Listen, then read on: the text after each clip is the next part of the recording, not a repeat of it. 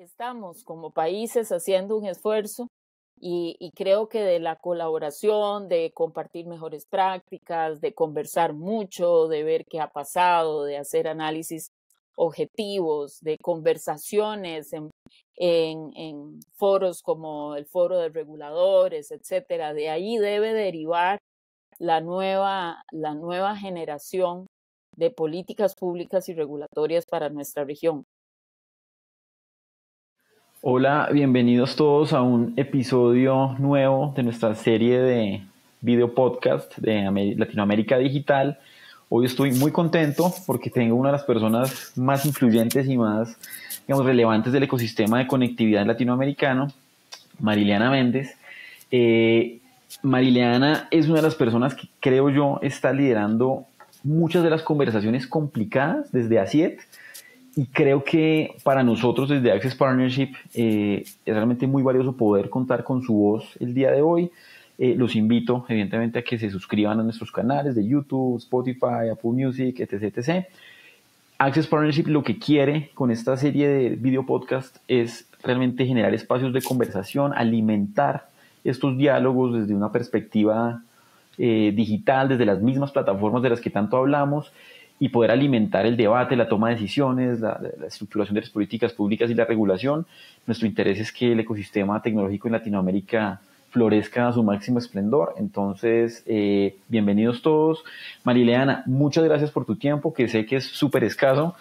Te quiero hacer una pregunta como para arrancar en materia y para romper el hielo un poco, y es, he visto muchos estudios muy, muy buenos de ustedes últimamente en temas de conectividad, pero te quisiera hacer una pregunta en el sentido de, ¿tú cómo crees que va a ser la conectividad latinoamericana en 10 años? Si nos ponemos en 10 años y nos sentamos a revisar cómo estamos, ¿tú cómo crees que vamos a estar? Bueno, muchas gracias, Giuseppe, por la invitación. Realmente un gusto estar aquí con vos conversando.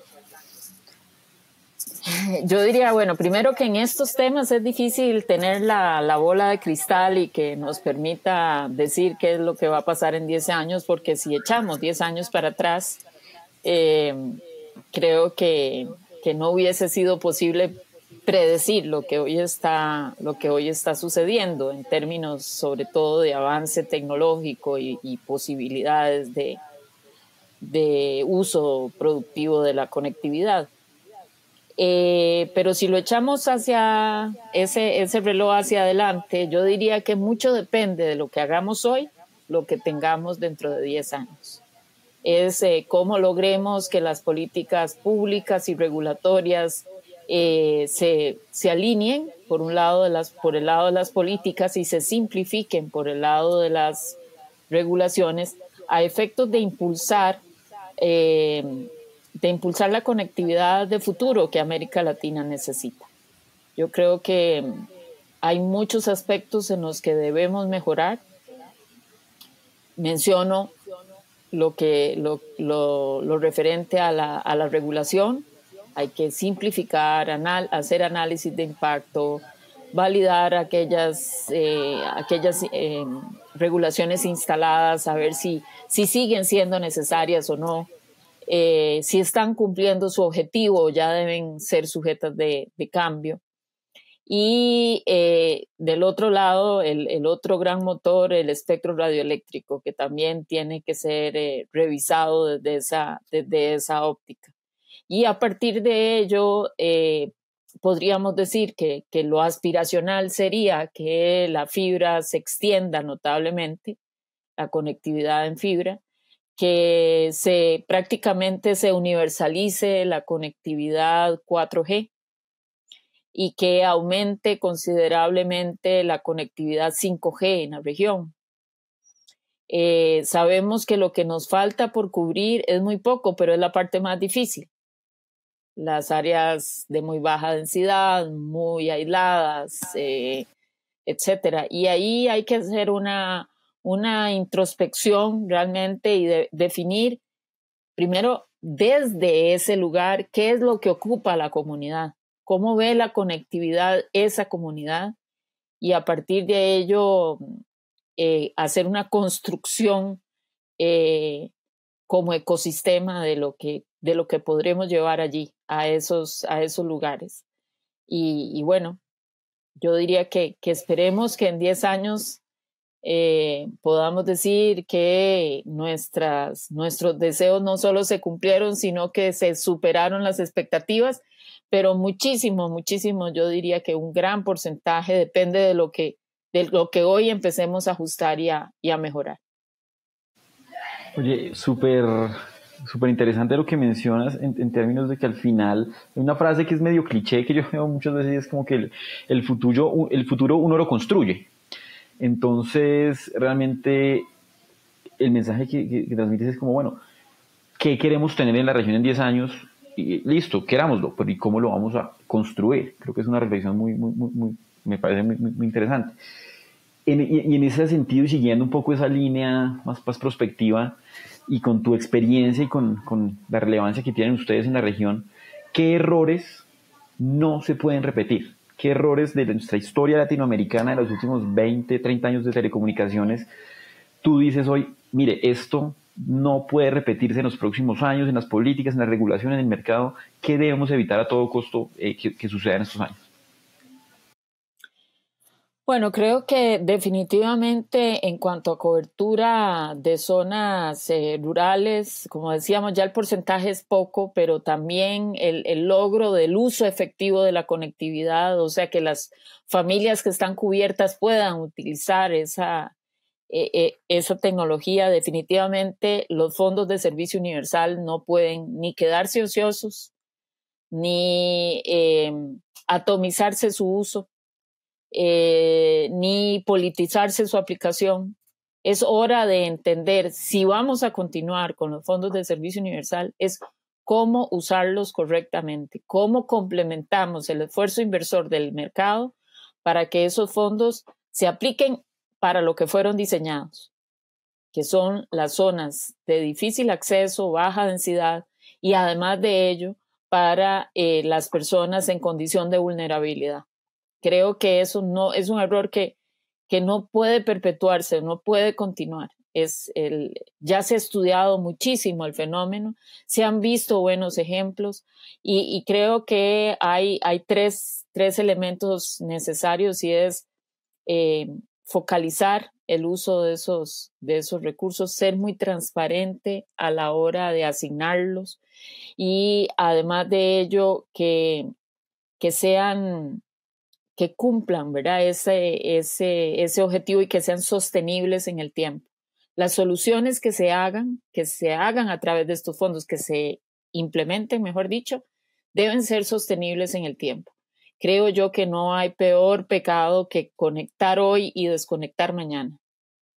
O sea, no podemos incluso dejarlo en términos de hacer unas obligaciones muy extendidas, muy extensas para una licitación de espectro radioeléctrico, cuando no proyectamos cómo vamos a sostener, después de que la licitación cumpla su objetivo, cómo se va a sostener esa solución.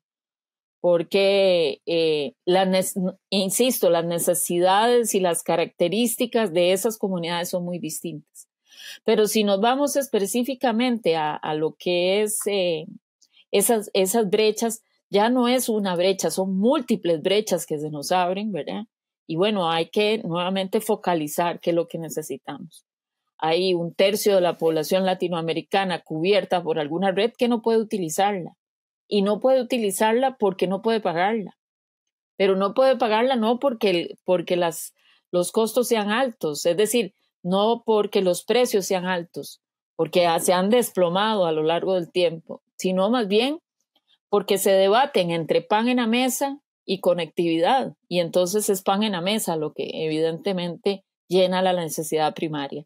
Entonces ahí hay otro tipo de políticas, 190 millones de personas cubiertas y no conectadas.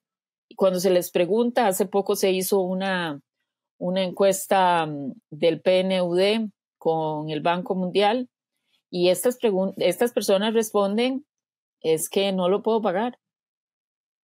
No lo puedo pagar. Y bueno, pues ese es un tipo de política de conectividad que es muy distinto. Y una vez que se les ayuda para que estén conectadas es ¿para qué van a usar? ¿Para qué van a utilizar esa conectividad? ¿Están realmente las capas superiores en cuanto a aplicaciones, en cuanto a servicios digitales, ya listos para que eso sea de utilidad, que les ahorre tiempo, esfuerzo, traslados, etcétera?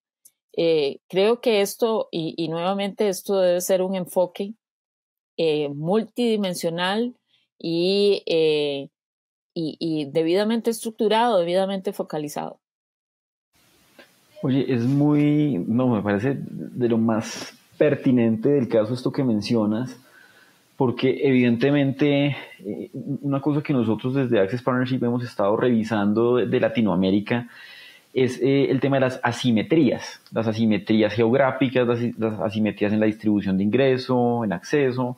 Hay un factor muy llamativo casi que en todos los países de la región, y es que hay lugares donde los niveles de conectividad de ingreso y de gasto son casi comparables con países desarrollados. Tú te vas a la zona norte de Bogotá, en Perú, Ciudad de México, no tienen nada que envidiarle en términos de tecnología a Londres, París. El problema es cuando te vas alejando. Y cuando llegas a las zonas un poco más alejadas, ahí el vacío, la distancia es descomunal en nuestra región. Y teniendo presente ese tema de la distancia que nos separa y dejar a las personas atrás, ¿hay algún país, alguna administración, alguna región en Latinoamérica que te tenga particularmente, no sé si alarmada, pues sorprendida, en el sentido que se estén atrasando mucho en su desarrollo de conectividad, en el sentido de tú decir, venga, este país podría estar haciendo lo mejor y se están empezando como a rezagar? ¿Hay algún caso que tú de pronto nos quieras compartir? En realidad es difícil porque las realidades económicas, sociales y territoriales, ¿verdad? Sobre todo desde el punto de vista de dificultades geográficas país a país, hacen que cada realidad sea un mundo totalmente distinto. Me parece que sí hay una preocupación generalizada en el sentido de que eso no debe ocurrir. Ya hay un convencimiento que la competitividad país pasa por su plataforma tecnológica y sus habilidades digitales. Entonces, cada quien hace su esfuerzo de la mejor forma posible, por cuestiones normativas o por políticas fiscales, etcétera, ¿verdad? Entonces, creo que decir más bien es quiénes destacan. Y yo diría que en esto de conectividad de futuro, en fibra, etcétera, me parece que es muy destacable el esfuerzo que está haciendo hoy Chile con sus fibras australes, ¿verdad?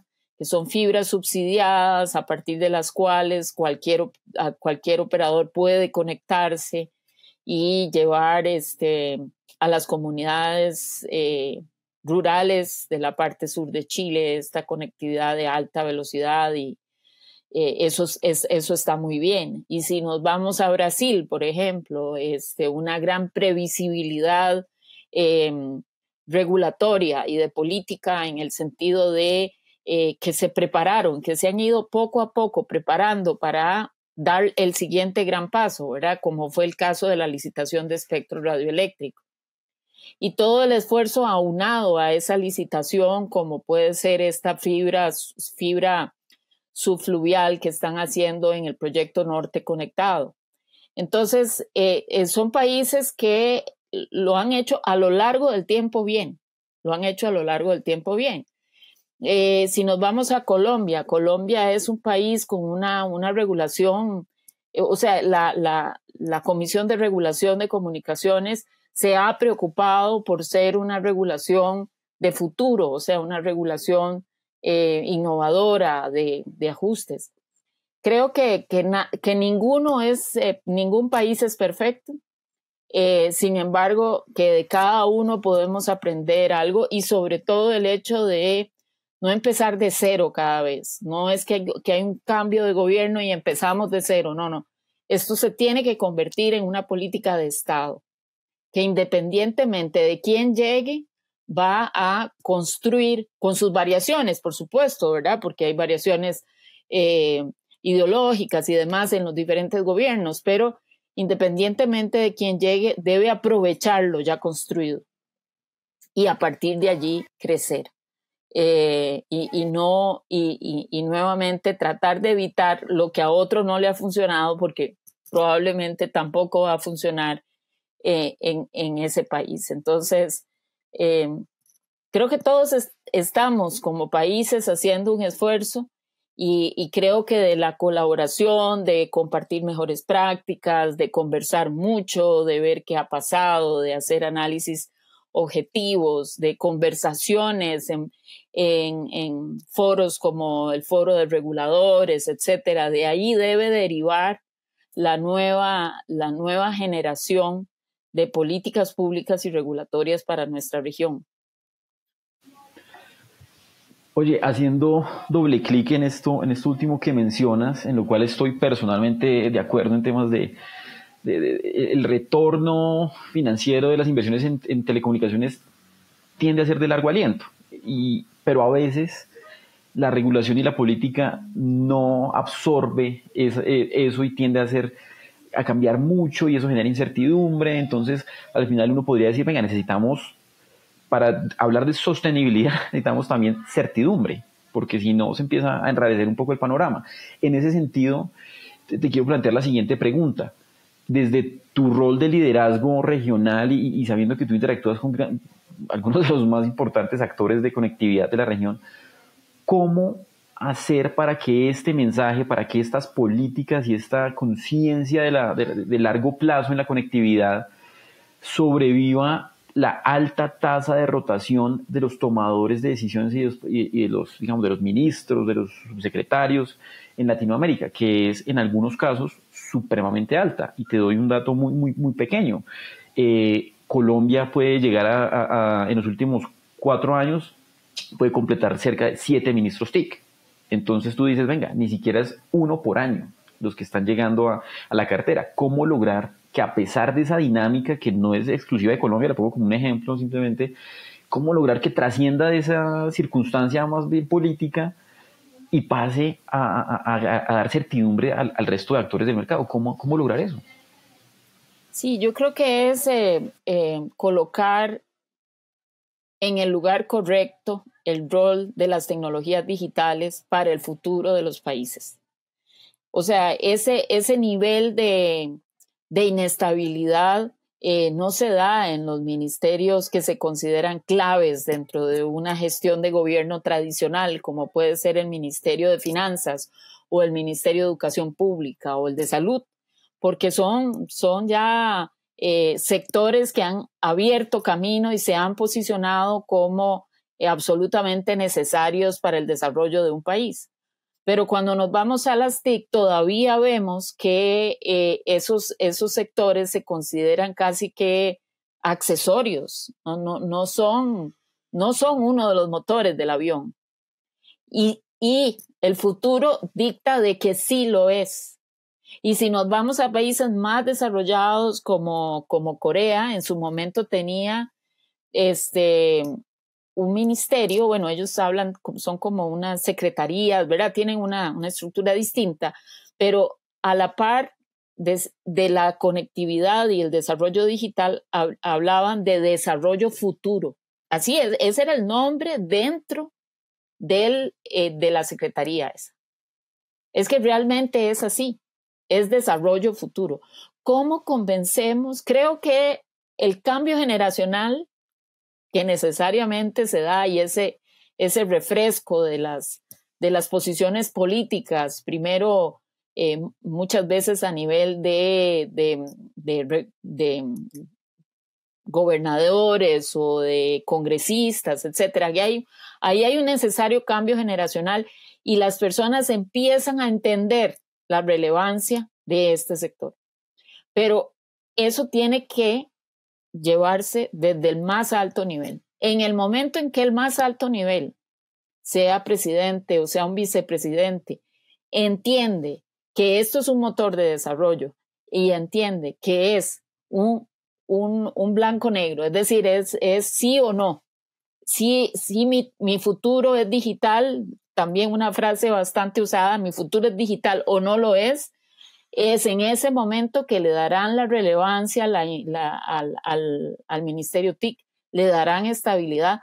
En muchos países le darán presupuesto, porque hay algunos que no tienen presupuesto. Muchísimas de las agendas digitales que se emiten en los países no tienen ni un centavo por detrás, asignado por el gobierno. Entonces, creo que ese cambio generacional va a generarlo sí o sí, pero además de ello, yo creo que el rol nuestro, o sea, de todas las personas que trabajamos en el sector, de ir paulatinamente subiendo el volumen sobre la importancia de la conectividad, la importancia del desarrollo digital para el desarrollo de los países. Es que ahora hasta la sostenibilidad, entendida como el desarrollo verde, pasa por la digitalización. O sea, no podemos hablar de uso eficiente de energía o programación eficiente de producción de energía de diferentes fuentes si no tenemos conectividad, control de cada uno de los medidores, también bases de datos de Big Data sobre cuáles son los patrones de lluvia, los patrones de viento, los patrones de sol que hay. Todo eso es digital. No hay sino eso. Entonces, hay un elemento importante, me parece a mí, que es que desde otros sectores se entiendan también que sin conectividad y digitalización no van a poder hacer su propio trabajo. Y allí está la clave de que se visualice efectivamente al más alto nivel y que se fortalezcan las estructuras institucionales del sector.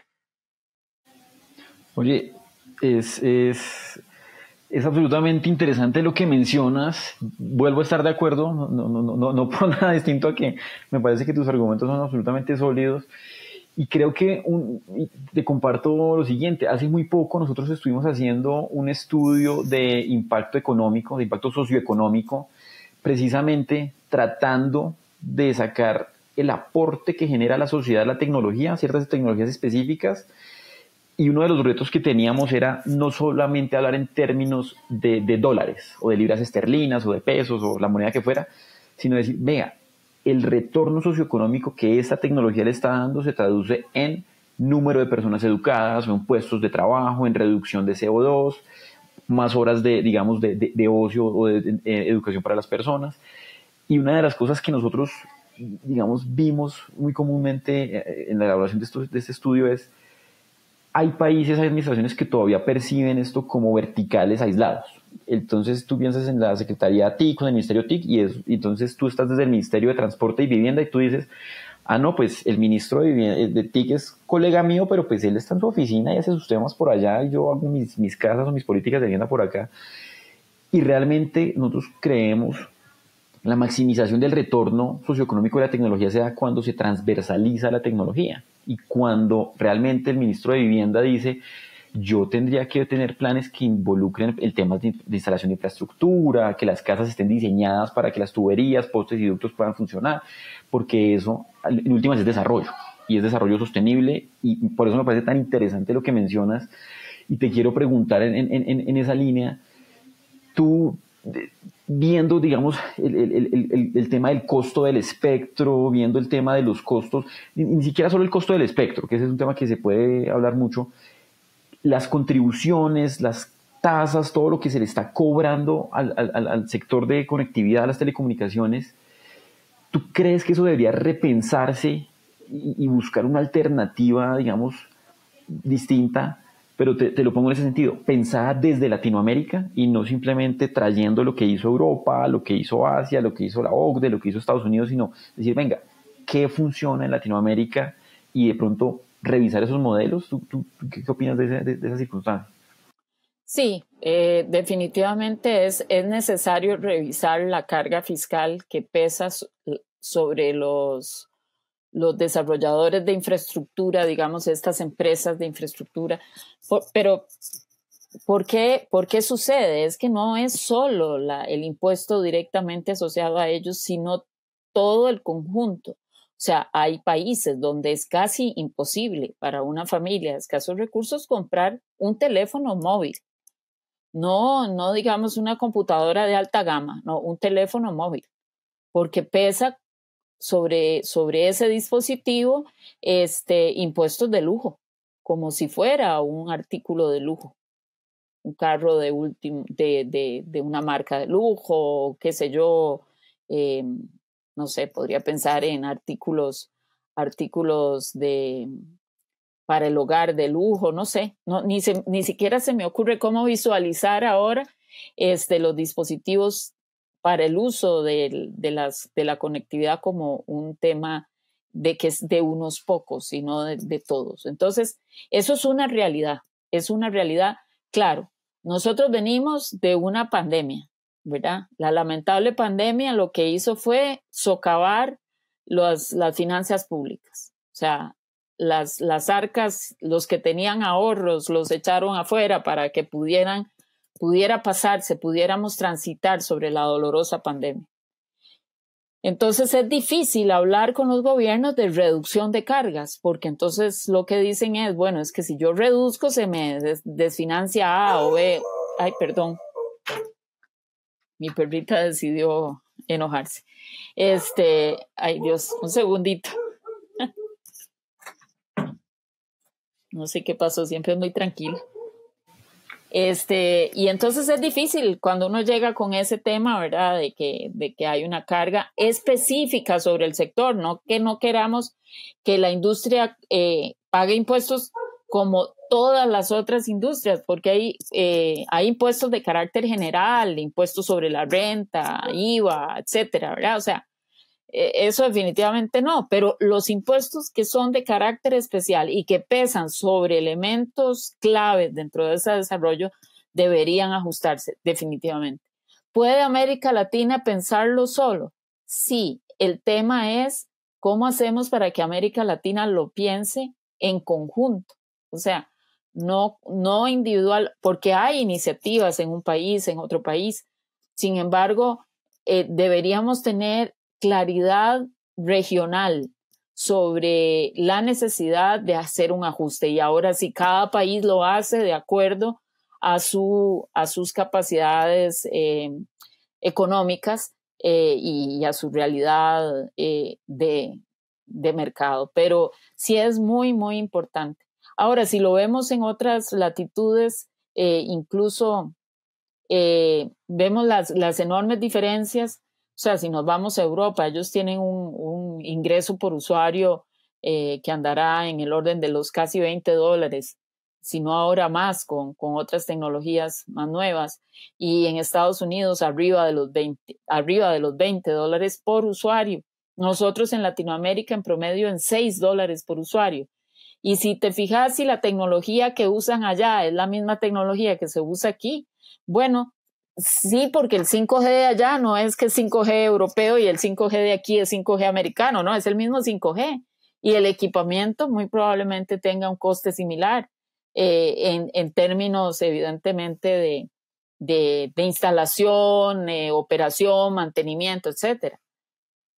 Pero ¿y entonces? Bueno, lo que sucede es que ahí es donde empezamos a ver esas brechas, y encima de eso le pones una carga de impuestos muy, muy alta, que anda en el orden, si no me equivoco, del número de un 8% sobre las ventas brutas.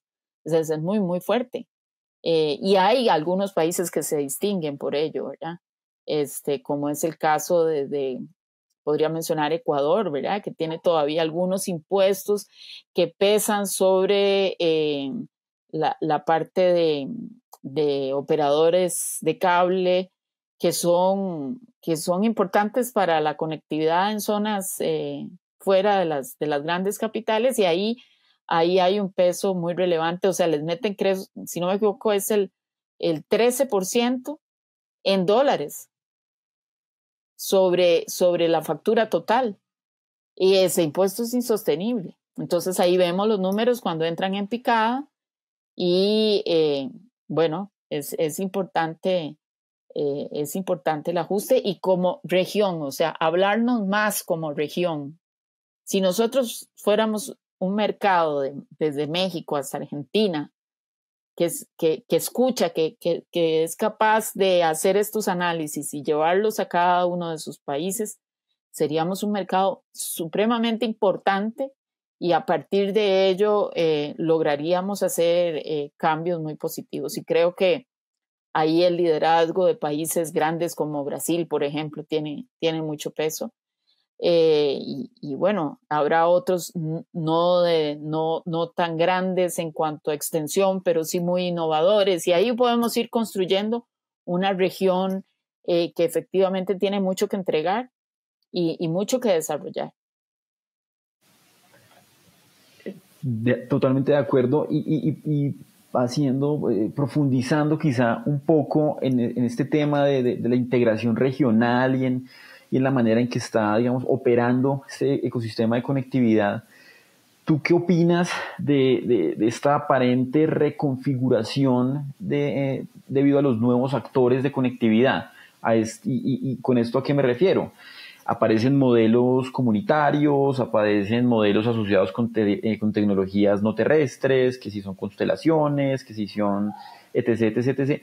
Empiezan a aparecer como nuevos actores no tan convencionales que quieren hacer parte de esta conversación, sobre los cuales aún hay un signo de interrogación grande y que realmente son contrastantes lo que uno ve, digamos, en lo que hacen empresas en Leo versus redes comunitarias, son como extremos opuestos, pero quieren hacer parte de esta misma conversación y quieren reconfigurar un poco quienes están ofreciendo conectividad. ¿Tú cómo ves eso? ¿Qué crees que va a terminar pasando con estos nuevos agentes en la reconfiguración digamos, del ecosistema, sobre todo de cara a la sostenibilidad financiera de la industria? Porque pues al final lo acabas de mencionar. Lo que la gente le puede gastar a conectividad, pues no es que vaya a ser mayor entre más empresas vayan. Entonces, digamos, es la misma base.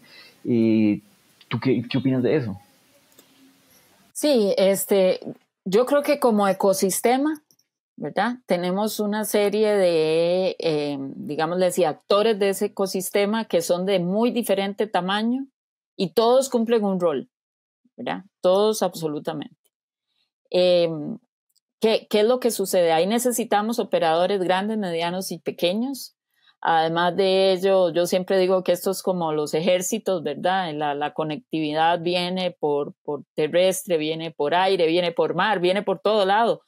La conectividad siempre viene por diferentes medios y la idea es que sirva para el bienestar de las personas. Pero cuando vemos en el sentido amplio la sostenibilidad de la industria, estamos hablando que hoy, en 4 años, los operadores de telecomunicaciones grandes de ese ecosistema, los grandes, han invertido 78,000 millones de dólares en 4 años, que representa el 23.4% de las ventas brutas. Aquí estamos sobrepasando el nivel de sostenibilidad.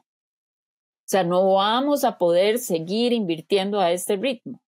Y aún invirtiendo a este ritmo, suponiendo que si lo hacemos, no vamos a poder cerrar muchas de las brechas porque la inversión tendencial no alcanza las necesidades. Entonces, esos son los grandes. Esos son los grandes. Entonces, y los demás, y aquí hay una interdependencia. Porque aún un operador en una red comunitaria tendrá que estar conectado cuando llegue a tener internet, va a estar conectado a un operador que le pueda hacer el transporte y sacarle ese tráfico al próximo punto de interconexión o internacionalmente a lo que se esté accediendo. Entonces, en realidad, la sostenibilidad de todo el ecosistema depende de esto, porque no cambia el ingreso por usuario. O sea, si nosotros tenemos un ingreso promedio por usuario de $6, todo el ecosistema se tiene que ajustar o sobrevivir en esas condiciones. Entonces, yo creo que los satélites van a cumplir una función o están cumpliendo y siempre la han cumplido, pero seguirán cumpliendo una función relevante. Su evolución también hace que venga más ancho de banda, que se abarate el costo. Aún así, incluso en estas constelaciones, ¿verdad? El precio del dispositivo sigue siendo muy alto porque tiene que ir ajustándose al envío de la constelación. Y bueno, eso es un reto que superar.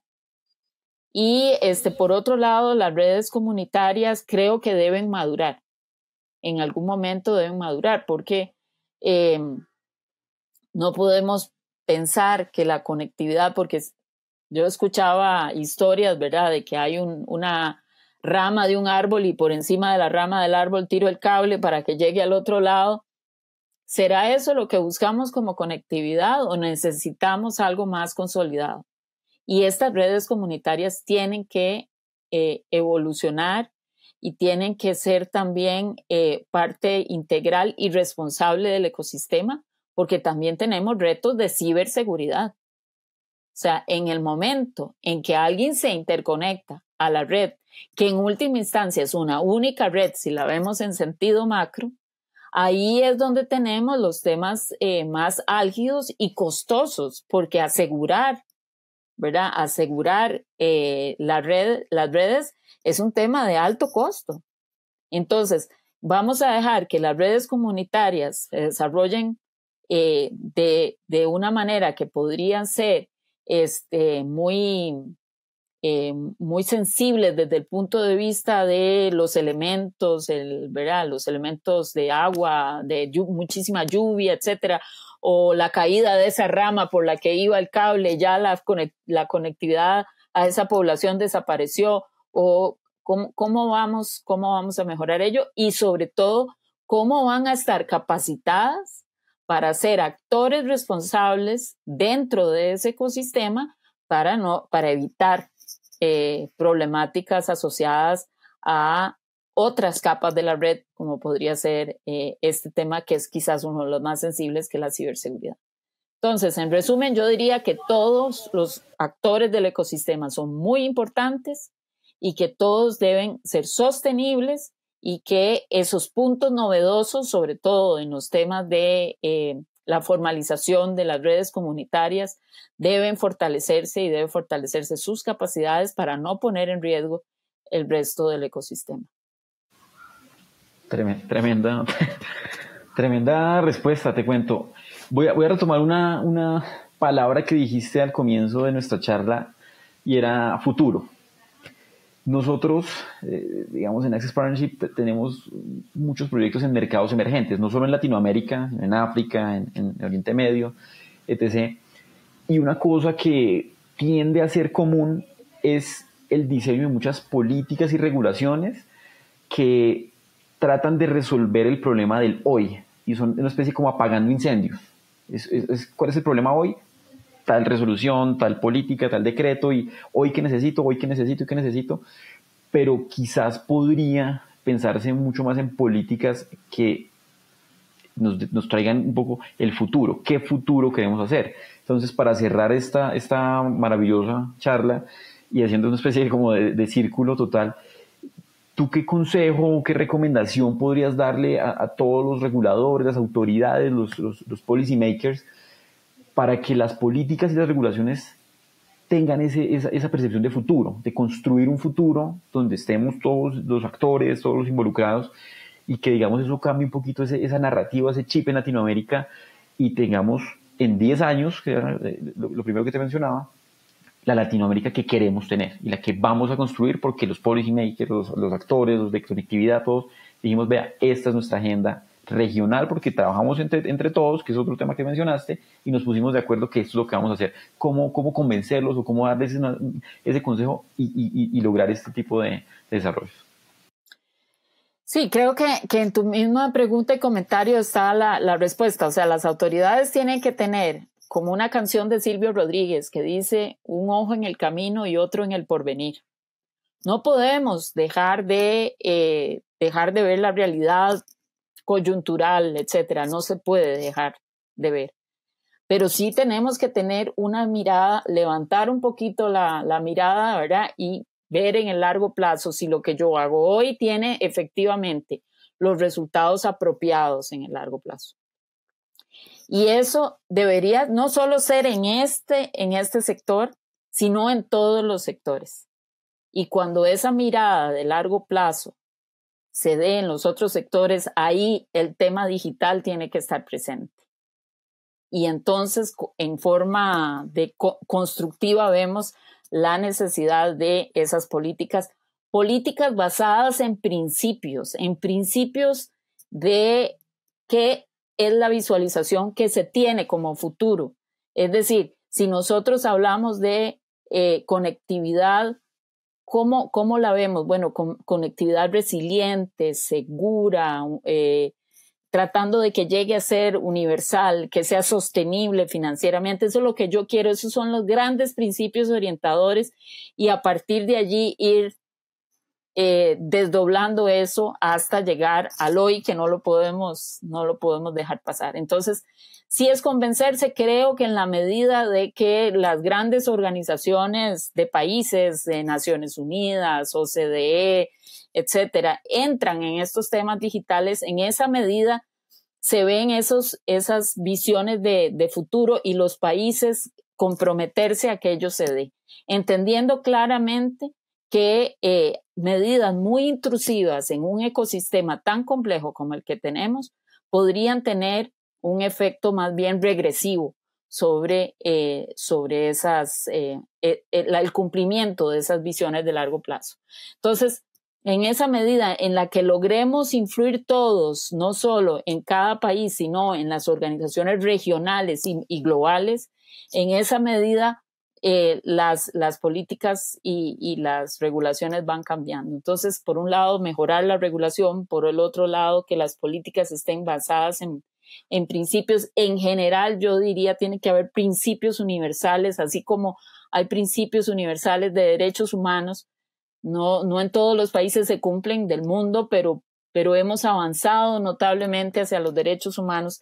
En esa medida vamos a tener que avanzar sobre los temas digitales, y allí reflejar cuáles son esos principios inviolables. Ya la conectividad se está convirtiendo en un derecho desde la perspectiva de los derechos de nueva generación. Entonces, bueno, si lo tenemos ahí, ¿cómo lo logramos? Veamos qué tenemos hoy, cómo lo logramos.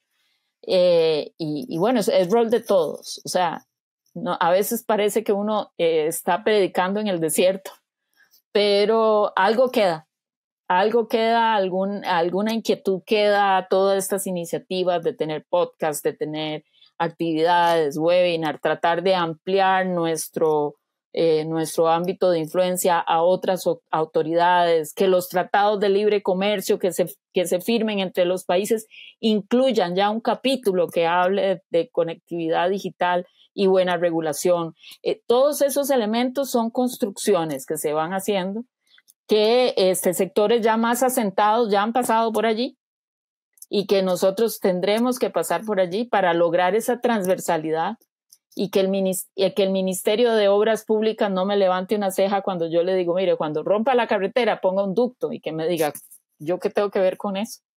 No, es que todo tiene que ver con eso. Entonces, creo que ahí está la clave, es decir, una clave de construcción desde el ecosistema hacia otros sectores, una clave desde la perspectiva desde arriba de las grandes organizaciones hacia cada país, y un diálogo muy fluido entre todos los actores a nivel regional y a nivel de cada uno de los países de Latinoamérica. Muchísimas gracias, Marielena. Conectividad de principios, me resonó mucho esa frase, súper de acuerdo. Te agradezco de nuevo por tu tiempo, tu amabilidad, por compartirnos de tu conocimiento y tu liderazgo, que sin lugar a dudas son claves para todo lo que quiera hacer Latinoamérica en estos temas. De nuevo, recordarle a toda la audiencia, a todas las personas que nos escuchan, que nos ven, que nos pueden encontrar en todas nuestras plataformas, Spotify, Apple Music, YouTube, etc. Y pues sin más, con eso terminamos nuestro episodio del día de hoy. De nuevo, Marielena, muchas gracias y nos vemos en otro capítulo.